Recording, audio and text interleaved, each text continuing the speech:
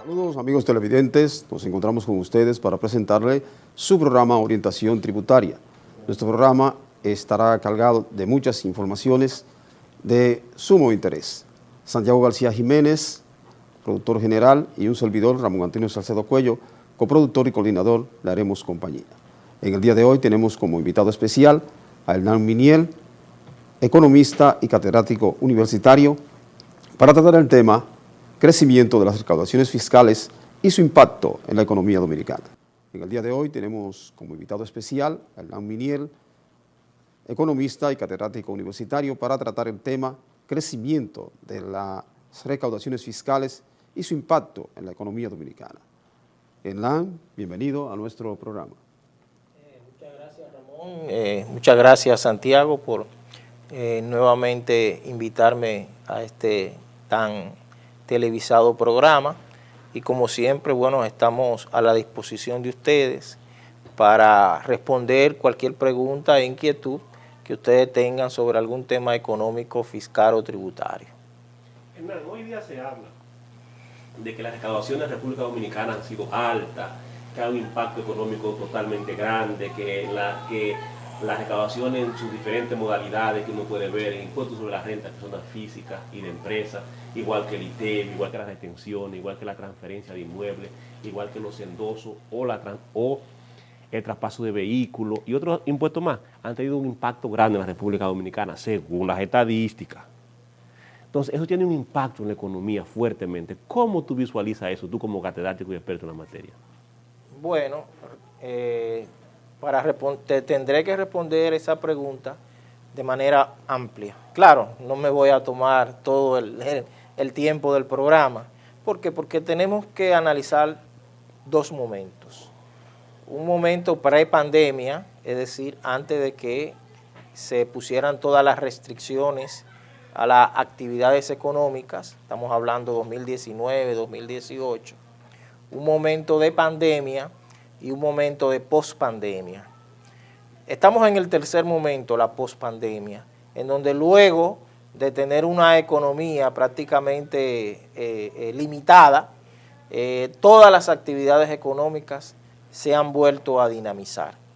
Esa dinamización de las actividades económicas ha hecho aumentar las recaudaciones, y un aumento en las recaudaciones pues se vislumbra con una disminución en el déficit fiscal. Aunque no desaparezca el déficit, pues el déficit disminuye, y esa disminución del déficit fiscal significa que no vamos a tener que endeudarnos más, o no vamos a tener que endeudarnos a mayores niveles, porque ya estamos recaudando mayor dinero. Y menor deuda significa que vamos a disponer de mayores recursos fiscales del fisco tributario para atender los servicios y las necesidades de la población, como es salud, educación, asistencia social, protección social, etcétera, etcétera. Ese es el impacto que tiene el aumento en las recaudaciones en nuestros países, que el Estado va a disponer de mayores fondos para poder atender las necesidades de la población. Pero hay una cosa importante que se dice, que es de que aquí en el país se hizo una amnistía, pero que no fue amnistía ni fue nada, porque la amnistía siempre deben acogerse en los ámbitos de recaudaciones. Me explico, tanto en la Dirección General de Impuestos Internos como en la Dirección General de Aduanas, y nada más se hizo en la Dirección General de Impuestos Internos. Una cosa, que el ITEVI tiene impacto en las dos, y las dos deben quedar subsanadas. Se dice que la de 2011 fue la mejor amnistía que se hizo, que los demás son inventos. Y fue un invento porque el invento que estaba le costó reformularse después de la pandemia. Y según los empresarios, aquí no hubo piedad para nadie. Y esas recaudaciones le costaron muchas empresas que están a hacer acuerdos de pago que han incumplido hoy en día porque no han podido cumplir, porque después de la pandemia no han podido recaudar. Hay empresas que se fueron totalmente a la quiebra, y esos empresarios hoy en día tienen ese fango de deuda. Entonces, en vista de eso, es lo que se dice y lo que se está hablando hoy día y lo que estamos diciendo es de que no hubo tanta piedad para el empresariado en cuanto a esa amnistía, porque quedaron, como quien dice, una mesa con la pata coja, porque lo acogen en impuestos internos y no la acogen allá en aduana. Entonces, se ha dicho que, y pagando ese dineral hasta el día de hoy, ha ahogado muchas empresas. Al ahogarla, no sabemos en qué términos que está hablando. En base a eso, Menier, que fue calimocha, como dicen los mozalbetes, y que nosotros dijimos que una amnistía coja. ¿Cómo tú has visto esa recaudación hoy en día de esos empresarios que han tenido que ir pagando, desangrándose día a día en el pago hoy? Claro, es evidente que el empresariado sufrió mucho por los temas de pandemia, no cuenta con la suficiente liquidez y el problemita que hay de la famosa doble tributación, tanto en aduanas como en el comercio del ITEVIS. Eso yo creo que el Estado debería de regularlo mejor, porque creo que eso también es mi opinión, que eso está afectando bastante al empresariado dominicano. Si usted va a buscar una mercancía en aduana, entiendo de que ya quizás no tenga que pagar la misma cantidad de aranceles que hace 10, 20 años, pero se le cobra un ITEVIS que creo que es por adelantado, sí, en ese sentido, y eso es injusto, y mucho más en la situación que se encuentra ahora mismo la pequeña y mediana empresa. Siento que la amnistía benefició más al empresario grande, que consigue exoneraciones, que a ese empresariado mediano y pequeño que está en los barrios, que está en los malls, que está en muchos sitios, que importa bienes, servicios de Panamá, de otros sitios, y que de una u otra manera, como estuvieron afectados por la restricción, sus ganancias y sus ingresos disminuyeron, pero la parte que tiene que ver con el ITEVIS nunca se manejó de la mejor manera. Hubo un aspecto político de la amnistía, pero esa amnistía en términos reales no fue lo que acabo de decir, no fue real.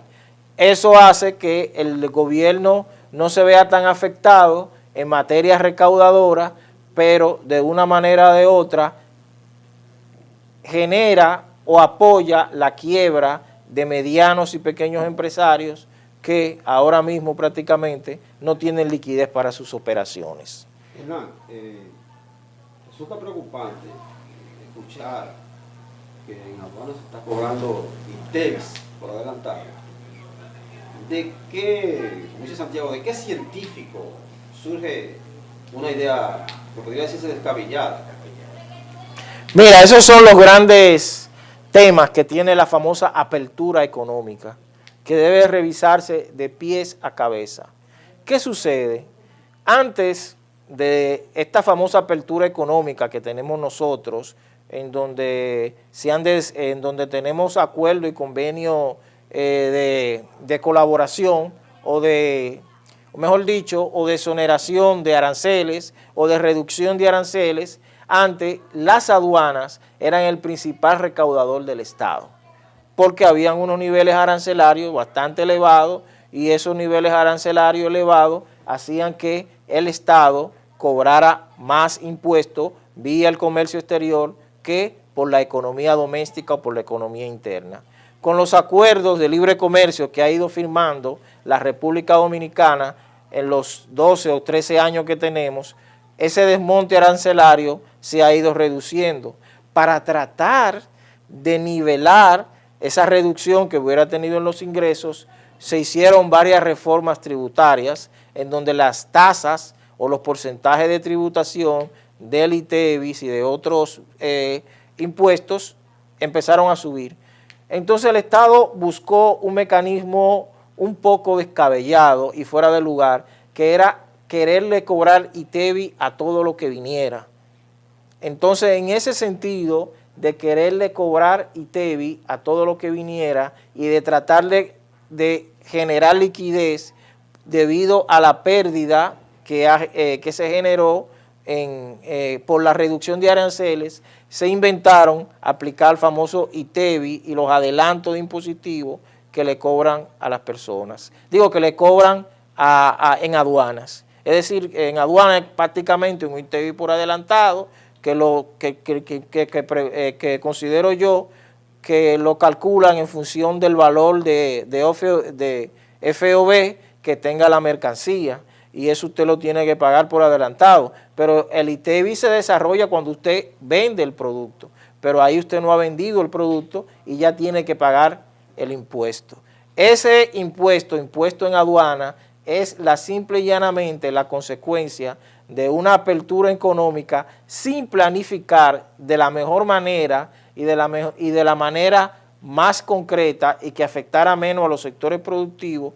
¿Qué vamos a hacer con la estructura impositiva y tributaria que tenemos cuando tengan que desaparecer estos impuestos debido a la apertura? Entonces eso no se diseñó de la mejor manera, no se diseñó algo simple y efectivo, sino que se empezó a poner impuestos y ahí tenemos las consecuencias. Pero mucho más grave, Ramón, a lo que tú planteabas ahorita, es que el ITEVI por adelantado se paga ya en aduana, no importa. Pero eso llevó a algo aquí que fue a la falsificación de comprobantes fiscales. ¿Y por qué? Porque hay mucha gente que en aduana, cuando trae su mercancía, paga el ITEVI por adelantado. Pero esa mercancía no se vende con comprobante fiscal. Significa que esa mercancía va a un destino, sea una constructora, sea lo que sea, va a un destino. Entonces, ya ese ITEVI que está ahí, hay muchas empresas que nada más hacen una sola venta. No, traen un producto y son para usarlo ella, o se lo venden a alguien que lo va a vender de forma clandestina porque tiene buen mercado. Entonces, ese ITEVI se queda esa persona con él ahí. Eso fue lo que llevó a muchos importadores a vender facturas y a caer en ese problema. ¿Por qué? Porque los científicos y los gángsters que se manejan a nivel impositivo le dijeron a esa persona: mira, tú tienes un ITEVI, tú puedes vender la factura, y de ahí es que nace el fraude que hay con factura fiscal, y eso de todo el mundo. Eso nació fue en la renta, ese problema nació fue en la renta y en aduana. Ahí fue que nació, porque la gente va a decir: yo te la vendo, te la endoso aquí, endosando que fantasmamente lo que tenían. Entonces, de ahí es que nace, pero cuando se le acabe el ITEVI, se van entonces a la DGI a falsificar y a adjudicarse adelanto que no tenían. Por esa parte que siempre se ha discutido, de que esos científicos que inventaron eso es así. Tú lo que estás diciendo es que las taras del sistema han llevado al contribuyente a buscar algunas vías alternativas. Claro. El propio sistema es culpable. Claro que sí, porque cuando yo tengo un ITEVI adelantado, que yo no lo usé, me explico. Aquí hay muchos repuesteros, ferreteros, importadores de muchísima nomenclatura o de muchísimas modalidades que importan, pero venden ahí mismo al granel y no te piden ningún tipo de comprobante porque las mercancías son muy morbosas y se venden automáticamente. Como que se venden rápido, ese ITEVI que tienen ahí ellos no lo usan. Y dicen: ve acá, tú tengo una aduana 10 millones de ITEVI, ¿quién me lo compra a mí eso? Dice uno: yo te lo compro, ¿cómo? A ver, bueno, un 35%, un 40% o un tanto por ciento. Pues tú ves muchas empresas hoy en día que están en departamento de fraude y delitos ya la DGI, y es por la cantidad de facturas que le vendieron, y fue ahí que nació. Igualito que el 5% también que le tenían a los importadores. Los importadores llegaban a tener una funda, en un buen lenguaje aplatanado, de ITEVI. Y dije: ¿y qué yo hago con todo el ITEVI aquí? Porque el Estado tampoco se lo devuelve. Decidieron venderlo y fueron vendiendo. Entonces, de ahí que nace el fardo de falsificación de comprobantes fiscales. Después ahí le cogen el gusto, muchos asesores, auditores, gángsters comienzan a vender, y de ahí es que nace ese problema. Por eso que hoy en día los asesores estamos llenos de empresas que están metidas en fraude, y de ahí es que nace. Entonces, esos son de los problemas, de los escollos que tiene el código, que tiene que salvaguardarlo, porque como decía Hernán, cuando ese ITEVI se casa con el ITEVI arestal, cuando se juntan los dos, automáticamente lo que dan es una doble tributación. Bueno, que queda sobreentendido entonces, que no es que el contribuyente quiere buscar vías alternativas que no son las más expeditas, es que el propio sistema Lo induce a eso. Lo lleva a eso. Claro. Entonces, esas falencias estamos llamados a buscar la forma de corregirlas. Claro. Pero desde el Estado. Desde el Estado debe corregirse. Porque la pregunta: ¿cómo yo voy a tener un adelanto en ITEVI sin un centavo? Yo voy a vender eso automáticamente porque yo tengo dinero. Y cuando yo tengo Estado, yo digo: el Estado no me lo devuelve, en primer lugar. Porque el Estado para devolver un saldo a favor tiene que auditarse la empresa verticalmente. Después que se audita verticalmente, usted tiene que solicitarlo a ver si procede. Y si usted no tiene deuda de ninguna índole, entonces tiene que solicitarlo a ver si usted cae en otro renglón o tiene alguna empresa alternativa para ellos darle la sección de crédito a esa empresa y pagarlo. Y a lo último, si no una decisión del presidente, es que a usted se le devuelve. Por eso que dice, aquí a viva voz, está la guerra y se habla que el Estado no devuelve dinero. Lo que pasa es que el Estado compensa. Y si hay un accionista que lo requiere, también se lo pasan. Pero, ahí es el gran problema. ¿Cómo voy yo a cesar al despacho del presidente para plantearle la dificultad por la que estoy pasando. Entonces, es imposible prácticamente que haya un retorno. Entonces, de ahí es que van los mafiosos a la calle y dicen, pues yo vendo el mío. Y de aquí viene entonces los comprantes fiscales fraudulentos, y aquí viene la mafia que existe en la calle. Porque yo estoy frenado, pero tengo un saldo a favor. Y si yo cierro la empresa, ¿a quién yo le dejo ese saldo a favor? Al aire. Entonces, de ahí es que nace ese gran problema. Ahora, tú hablas con un científico de eso que están en la renta que no saben nada y sí, aquí se devuelve, aquí se da. Mentira. Entonces está diseñado entonces para hacer una maldad al contribuyente. Porque, usted quiere que la última palabra la tiene el presidente de la República, pero como yo voy donde el presidente, mira, no es posible. Nadie ha conseguido aquí una devolución de la renta que no sea hablando del presidente de la República de más de $1 millón. Mentira. E incluso, aquí en este país se pasa hasta mucho trabajo, pero mucho trabajo, para tú conseguir que después de un año te devuelvan a ti, te devuelvan a ti un pago indebido. No, y otro elemento a tomar en cuenta de lo que no se habla.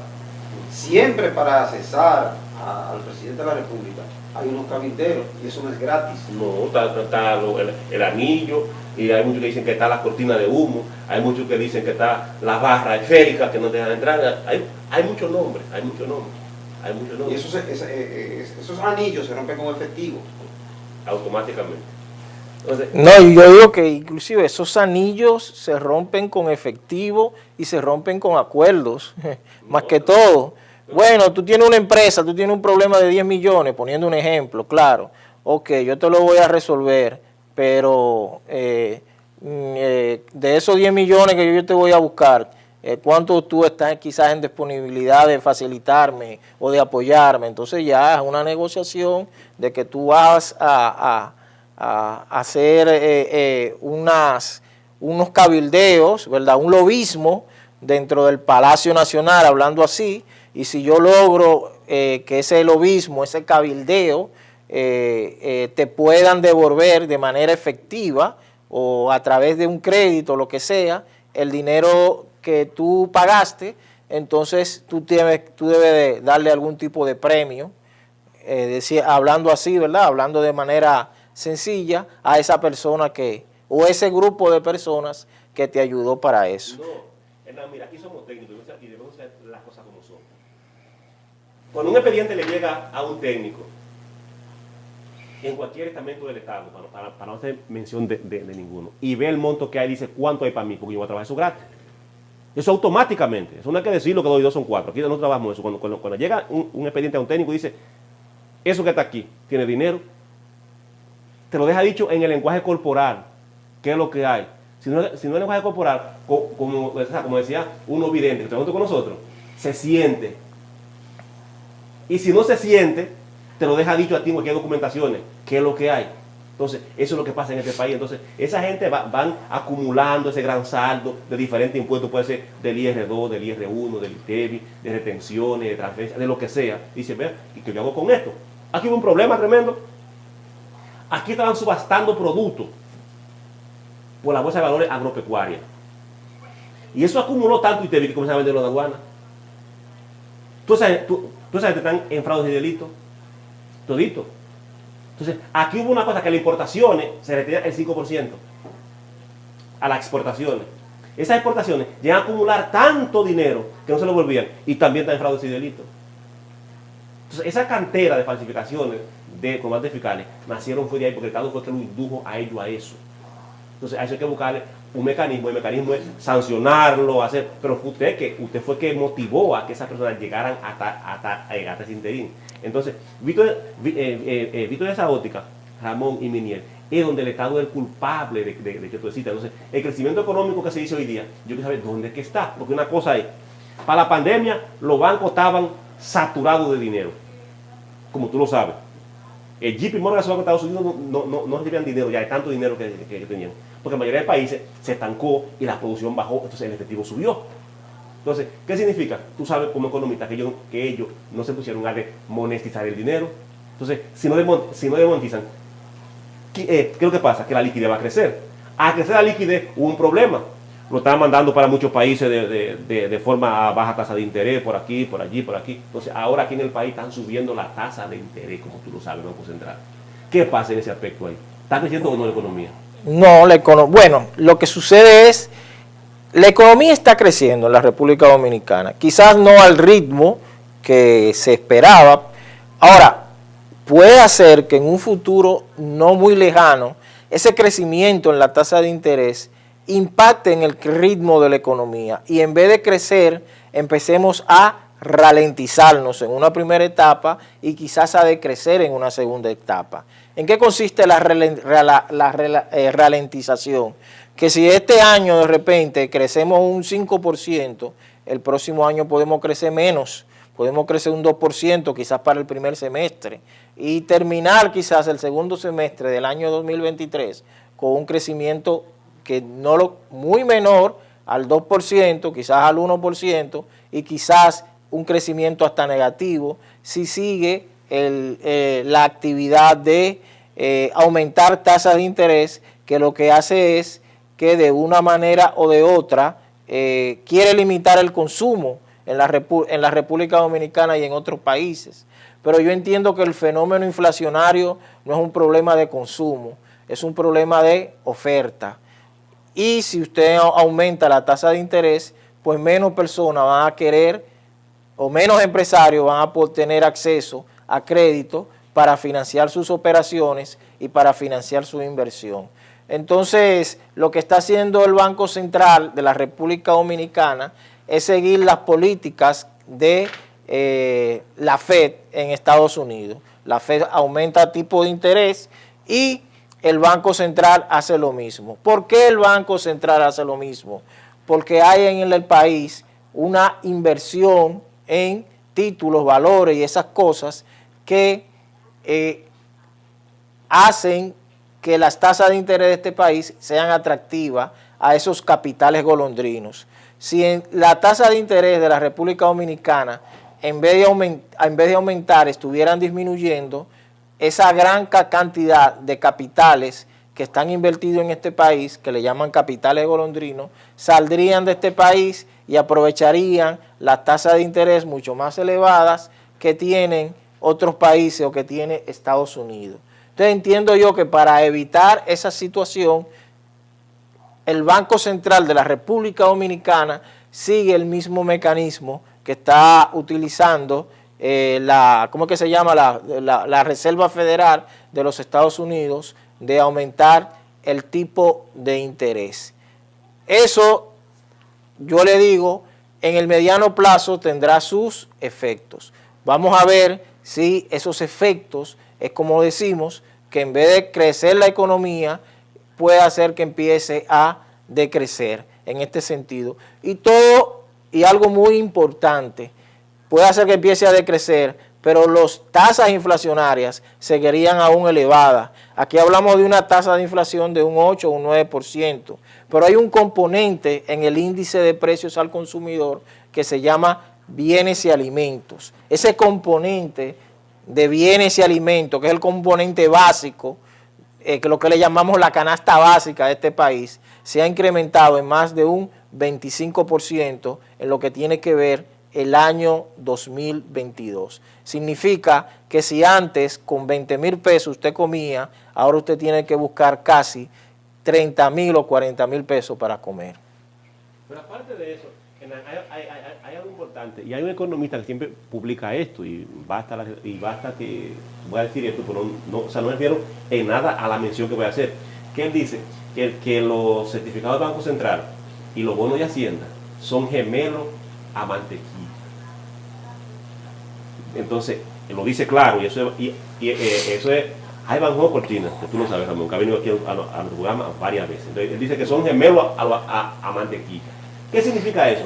No puede ser que Hacienda y el Banco Central estén emitiendo bonos y papeles, bonos y a un monto de un 7 a un 11%. La economía tiene para pagar esa cantidad de dinero. No tiene. Ahora, lo que hay que venderlo, aunque que venga le caiga ese faldo encima. Porque tú te recuerdas que el Banco Central una vez tenía unos certificados financieros tan apetecibles que estaba compitiendo con la banca local. Y yo llevo mucho banco a la quiebra, lo que pasa es que no se dice nada. Y producto de eso ahora son tan apetecibles que yo le digo al amigo televidente, es mejor que usted vaya y saque bonos de Hacienda o del Banco Central, que son mejores que tener una cuenta frisada ahí en ahorro. Es un 7 a un 11 que usted está ganando, que le vas a obtener automáticamente. Y eso es a 2 años, y a 2 años te mantiene una cuenta ahí viva. Entonces, decían que son peores que los papeles de mantequilla. ¿Tú crees que la economía aguanta ese fuetazo? Bueno, acuérdate que eso es deuda, y una deuda mientras más tú tengas que pagar en términos de intereses, es una deuda mucho más onerosa. Lo que está haciendo el gobierno es pagando esos bonos con otras deudas. Entonces, deuda sobre deuda, deuda sobre deuda, eso lo estamos lo que trae haciendo, la quiebra. no ahora mismo. Deuda sobre deuda. Lo que pasa es que hay un jueguito del plazo que tú tienes que pagar, ¿verdad? Si yo te tengo que pagar a ti dentro de un año, pero yo cojo una deuda que yo la tengo que pagar dentro de 20 años, eso diferencia de plazo me hace a mí un rejuego financiero, pues yo tengo recursos frescos hoy, lo tengo que pagar dentro de 20 años, pero así, si tengo que pagar dentro de un año, pues te pago dentro de un año porque tengo recursos. Pero ahí Hernán salió entonces el efecto Sí. dominó y Sí. llegó piramidal entonces. Ahí salió el efecto dominó y llegó el piramidal entonces. Porque si tú me estás pidiendo deuda en la calle fresca, para tú pagar la vieja, estamos en el efecto piramidal. Ahora, si tú me sacas una y me lo pones en este rubro y me pones en este rubro, estamos en el efecto dominó. Entonces salimos del efecto dominó y nos metimos entonces al efecto piramidal. Podría ser un efecto piramidal, pero legalizado. Claro que sí. Sí, porque es el Estado que lo hace. Claro. Sí, y el Estado, el Congreso les aprueba las deudas. Si usted ve casi todos los días en los periódicos, sale una nueva contrato de préstamo para esto, para lo otro y todas esas cosas. Pero si al gobierno le aprobaron en un contrato de préstamo, creo que fue el último en este mes, de unos 60 millones de pesos para el sector eléctrico, son 60 millones de pesos que tiene. De dólares. De dólares que tiene, que no sé cuántos pesos son, pero eso tú quizás dentro de 2 años, 3 años es que vas a empezar a pagar los réditos, como decimos popularmente, pero eso te sirve a usted para tú ir amortiguando algunos intereses que tenga que pagar de los bonos o de las deudas que tenga con el Banco Central. Entonces así es que se está manejando la economía dominicana con el efecto de la deuda. Pagar deudas con deudas, una deuda de corto plazo, yo la pago con otra deuda de largo plazo y así sucesivamente. Y puede ser lo que tú dices, puede hacer un efecto piramidal en dado caso y de una u otra manera va a tener que llegar un momento en donde las recaudaciones del sector público sean lo suficientemente, ¿qué le digo?, amplias para poder pagar la deuda o se tenga que llegar un momento de lo que se hace comúnmente, de renegociar la deuda entre los organismos internacionales y multilaterales para ver de qué forma lo que me reste por pagar, yo lo puedo pagar de una manera sostenible con los ingresos que yo recibo. Entonces ese es el mecanismo que se está usando ahora mismo, Santiago, con relación a la deuda. Está pagando deudas con deudas. Y yo te digo, eso no es simple y llanamente se está sucediendo en este gobierno. Creo que el gobierno le está buscando la vuelta a ese sentido con mayores recaudaciones y una nueva reforma fiscal que quizás todavía no es válida, pero ese mecanismo viene desde gobiernos anteriores. Deseamos formular una pregunta muy interesante, de hecho, y es lo siguiente. En cuanto al pago de la deuda, recurriendo a otra deuda, y en este caso deuda internacional, cuando los préstamos son desembolsados en diferentes partidas, ¿cómo puede eso afectar la liquidez? Bueno, entiendo yo que los préstamos cuando son desembolsados entran pues a unas cuentas del Banco Central de la República Dominicana. De una manera o de otra, la liquidez está garantizada porque cuando se quiere desembolsar un préstamo en dólares, se desmonetiza o se cambia al tipo de cambio oficial ese préstamo en dólares y se convierte de dólares a pesos. Cuando eso sucede, Entonces, esa cantidad en pesos se mueve hacia las cuentas del Estado de tesorería que están en el Banco de Reserva de la República Dominicana, y ahí ya ese dinero se destina a los fines que fue aprobado un préstamo.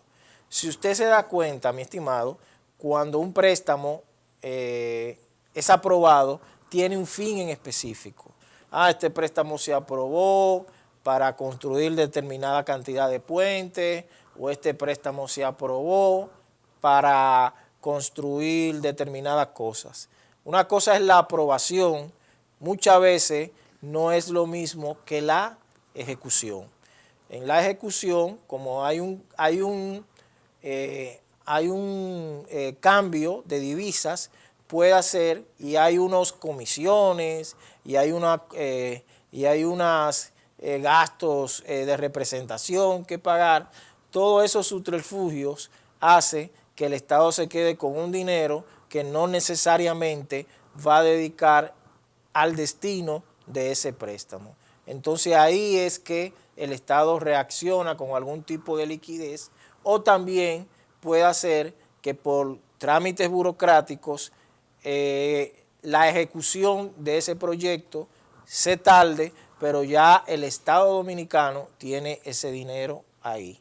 Y hasta que el Estado Dominicano no produzca algún tipo de informe de ejecución, no puede tramitar el otro avance o el otro monto, como usted dice, del préstamo.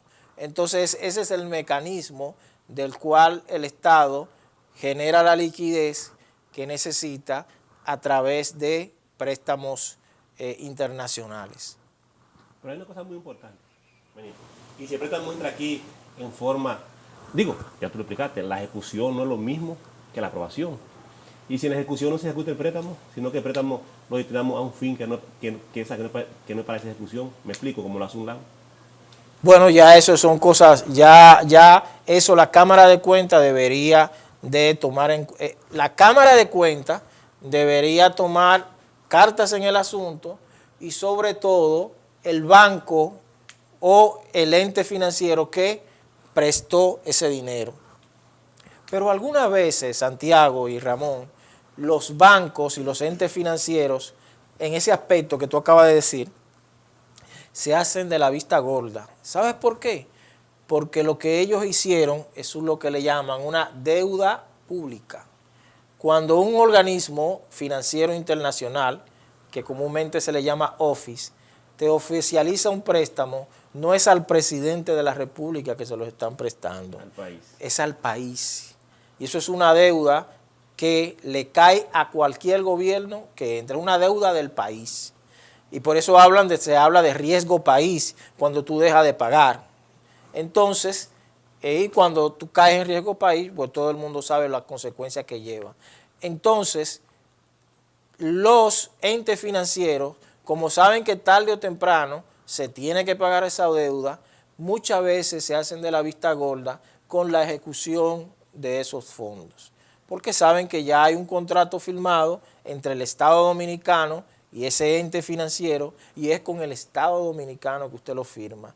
La firma que va ahí, como el Estado Dominicano es todo, pues la firma que va ahí es alguien que representa ese todo que es el Estado Dominicano, ya sea el presidente de la República o ya sea el presidente del Congreso de la República Dominicana. Hay una cosa importante, dentro de eso mismo que caemos en riesgo país, dicen muchos expertos que en el país pudiese estarse recaudando más dinero y que las recaudaciones están en el suelo por falta de expertos en la materia. ¿Tú estás de acuerdo con eso? Estoy completamente de acuerdo. ¿Y por qué, Hernán? Porque la evasión y la elusión fiscal en este país representa más de 150.000 millones de pesos. ¿Y por qué hay evasión y elusión fiscal en este país? Por una serie de debilidades, tanto del sistema recaudatorio como de la misma estructura tributaria de la República Dominicana. Pero según se dice, la elusión, el mismo código que la da, porque la elusión es legal, porque la elusión es estrategia, ¿o no? ¿La elusión es estrategia? No, la ilusión, la evasión y... No, la evasión es fraude, robo, penal. Pero la elusión dicen que es el código que la da por los escollos que tiene, que es legal. Claro que es. No, Me- pero ah. claro, no hay una legislación que te pueda condenar en ese sentido. Pero lo que tú dices, por los escollos que se crean, tú acabas de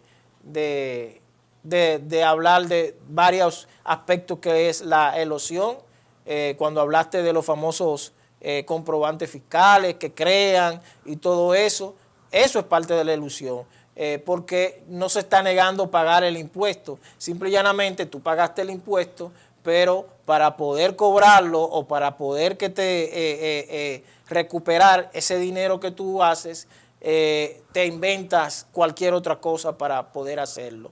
Entonces, eso, pero en ningún sitio ¿El código? del código te habla de que eso es legal, porque si no, no estuvieran en delitos fiscales. ¿sí? Exactamente. Lo que te hace es que por todo este amarraje burocrático y toda esta fiscalidad, la gente le busca la vuelta a eso y de una u otra manera esa es la ilusión. Ahora, el problema grave aquí es la evasión en la República Dominicana, tanto del impuesto sobre la renta como del ITEVIS. Se habla que el ITEVIS, el 60% de lo que, del 100% que se debería recaudar, vamos a suponer, de 1,000 pesos que se deberían recaudar, solo se están recaudando 400. Significa que 600,000 pesos, que de repente representan el 60%, no se están recaudando. Lo mismo pasa con el impuesto sobre la renta. Se habla que solamente se recauda el 30% de lo que se debería recaudar. Si tú sumas 60 más 40, te da prácticamente 100% de evasión, inclusive hasta puedes sumarle algo de elusión fiscal que hay en este país. Entonces, para tú poder combatir eso, primeramente lo siguiente, hay que tener una voluntad política porque vas a ir a donde determinados sectores a cobrarle, pero no solamente eso, vas a tener que tener un equipo de profesionales interdisciplinarios donde hayan economistas, donde hayan abogados, así como tú, expertos en el área financiera y tributaria, porque no es cualquier tipo de persona que sepa de ley, sino que haya sido capacitado en el área tributaria, contadores, auditores. Entonces tú vas a tener que crear un equipo interdisciplinario de personas que vaya cuantificando los diferentes mecanismos de evaluación y elusión y que vayan creando una estrategia a mediano y largo plazo para ir cobrando y para ir reduciendo esos montos de recaudación. Entonces yo estoy de acuerdo, en conclusión, de que esa aseveración que hizo el compañero, de que acá hay gran cantidad de evasión, se debe, número uno, debió decir él a que no hay voluntad política, y número dos, a que necesitamos un equipo bien capacitado de profesionales, bien guiados y bien coordinados por el Estado y por los organismos recaudadores para tratar de combatir esos dos males. Ramón, hay algo importante, y Miñel lo comentaba ahorita, y es una cosa que uno debe tenerlo así en la mesa. Miñel, tú mentabas de que en las recaudaciones existe la elusión y la evasión. Decíamos que la elusión es lo que el código da. El código, a mí hay cosas que no me la tipifica, que yo la puedo hacer. Además de eso del código, existe una serie de formularios que quien lo hace no sabe lo que está haciendo, porque me permite a mí dentro del sistema, yo evadir dentro del sistema, y sin poder decir que no. Ahora bien, en días anteriores, intentaron los diputados castigar un proyecto de ley de la elusión, porque descubrieron que la elusión es más fuerte que la evasión. Pero que no hay nada con eso, sino que la elusión aquí lo que hace, mira, la elusión es fácil. La elusión es que tú me mandas a mí a rectificar lo malo que yo tengo. Corrígeme lo malo, eso es elusión, corrígeme lo malo. Ahora, la evasión es, págame por lo que tú dejaste de pagar. ¿De acuerdo? Sí. Vámonos a esto. ¿Qué significa esto? Que aquí, si se va a pagar impuestos, los políticos tienen que pagar 4 veces más lo que deben pagar. ¿Por qué? Porque esa cantidad de dinero que tienen los políticos, ninguno la justifica. Entonces, aquí somos técnicos, a no justificarla, la multa que se le podía establecer a cualquier político sería grande. Digo esto porque aquí hay un político, Ramón Albuquerque, que dice que el presidente no tributa aquí porque su empresa está en la República Dominicana. Y eso tú lo sabes, lo sé yo. Eso lo sé cada rato eso. O sea, así. Y aquello que no tienen su empresa aquí en el país, ¿lo podían hacer? Bueno, vamos a ver si, ahí creo que me confundí un poco. Entiendo de que cuando se dice que el presidente no tributa, entiendo que no tributa por sus empresas o por el sueldo que gana como presidente. No. Ramón Albuquerque dice que el presidente o sea, sus empresas son offshore, fuera del país. Ok. Que aquí no tributan, que no paga aquí. Sí. Y en estos días, tú sabes que nosotros vimos de que por ahí hay un spot televisivo que dice que en los papeles de Panamá. De Panamá, sí. Salió el presidente con sus empresas allá y que su empresa tanto de afuera del país, la mayoría de ellas, digo, la que tiene capitales fuertes. Entonces, él no tributa aquí. ¿Cómo puedes tú contrarrestarme a mí la elusión y la evasión cuando tú no tributas en el país? Bueno, es una excelente pregunta en ese sentido.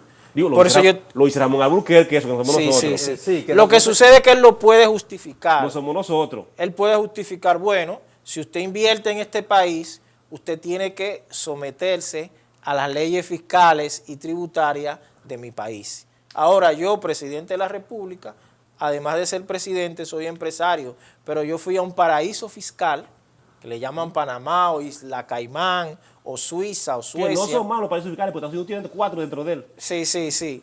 Donde a mí, yo me sometí a las leyes y convenios internacionales que rigen en esos países. Y de repente, esas leyes y convenios internacionales me permiten a mí hacer una empresa de determinado tipo, de determinada formación, y por eso no tener que rendir cuentas al fisco, ni de Panamá, ni de esos paraísos fiscales, pero ni siquiera del país de donde yo vengo tampoco. Entonces, eso es lo que sucede. Entonces, aquí sí hay leyes que te dicen a ti que hay que tributar. Entonces, como presidente, él tiene que hacer cumplir esas leyes. Y si aquí hay gente que no paga impuestos, que lo evade o que lo elude de una manera o de otra, como presidente de la República Dominicana, él debe de cumplir esa ley. Él no está faltando, entiendo yo, a ningún tipo de ilegalidad. ¿Por qué? Porque él se sometió, él llevó sus empresas y las sometió a otro régimen legal que es pero muy diferente al régimen legal tributario que existe en el país. Entonces eso debió analizarlo el compañero Albuquerque, porque ahora si esas empresas estuvieran de manera ilegal allá es otra cosa. Ahora, ¿están registradas esas empresas aquí en el país a la vez que están registradas en Panamá? Entonces, si está registrada también aquí y las leyes de este país la obligan a tributar, pero no están tributando como debería ser, entonces sí cabe lo que acabas de decir el señor Albuquerque, de que no puede cobrarme a mí cuando tú no estás pagando lo que deberías de pagar. Hernán, que quede sobreentendido. Esto es un programa técnico, político. La cita de lo dicho por Albuquerque no es una cita maliciosa. No. Estamos haciendo un análisis, para que los amigos televidentes entiendan que esto es técnico y es apolítico, porque puede aparecer alguien que malinterprete. Gracias por la aclaración, porque yo tampoco tengo ningún tipo de inconveniente con... inclusive una vez fui a su programa, muy bueno, no recuerdo ahora, Los Sabios de la Z.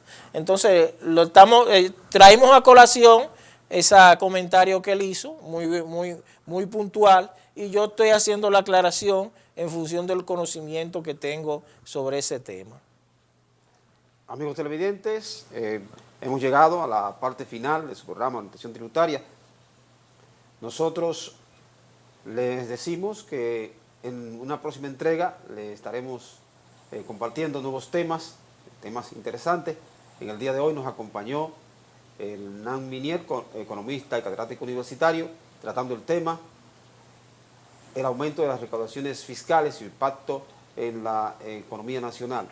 Nos vamos a retirar del aire y estaremos con ustedes en una próxima entrega. Pásenla bien, que disfruten.